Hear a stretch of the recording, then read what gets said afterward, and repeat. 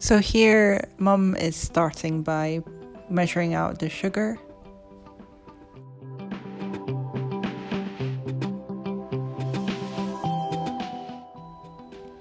We then choose the best ripe bananas. It's important at this stage to get around 200 grams. She's measuring up the self-raising flour, and again the recipe needs 200 grams. Then she's adding in the bicarbonate of soda, followed by some baking powder. All into the dried ingredients, which is then all added in to this sieve.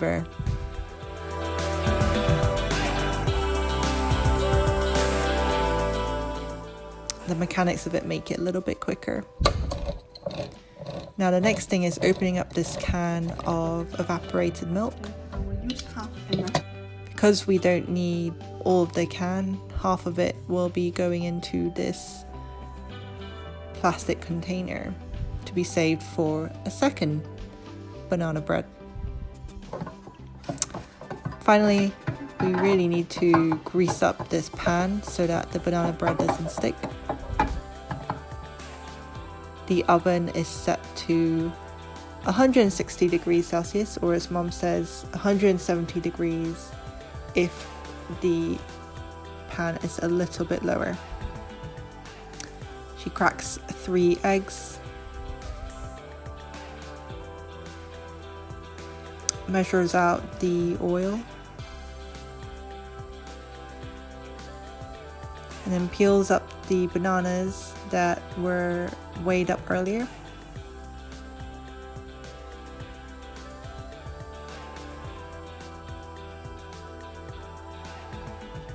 Now these can go straight in with the sugar, and Mom says that sort of mashing it a little bit earlier will help before you turn on the whisk.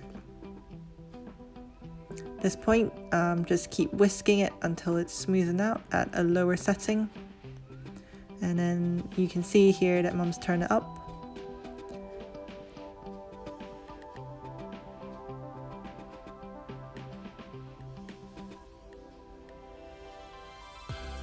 So the main thing here is just sort of getting it nice and smooth. Mum's just beating up the egg on the side. She finally adds the egg into the mixture of banana and sugar. And this should be beaten in nicely. Finally, the previously sieved flour, which contains the bicarb of soda and the baking powder, is added in. At this point, it's useful to set the whisk just to a lower setting so that not all the flour is just going to puff out.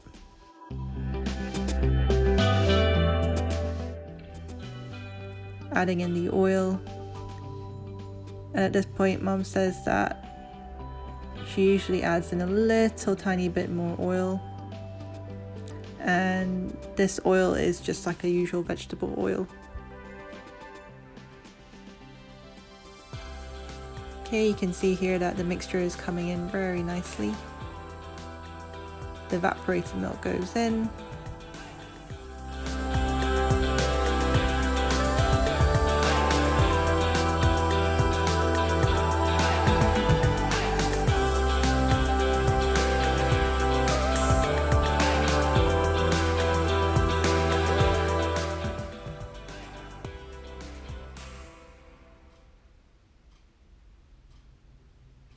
Okay, and here Mum adds in some banana essence.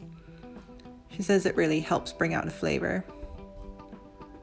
Although this is completely optional, of course.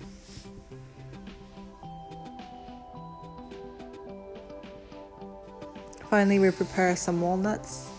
We're going to use around 85 grams. And we flour it up a little bit so that it doesn't sort of sink right to the bottom. Just breaking it up into little pieces before adding into the mixture. At this point, it's just important to slowly fold in the walnuts.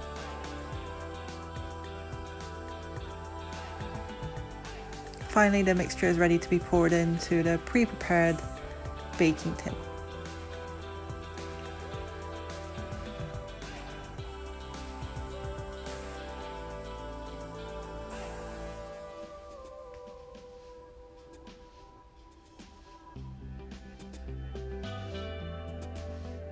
Although it looks like it might overflow at the moment, don't worry, as it doesn't.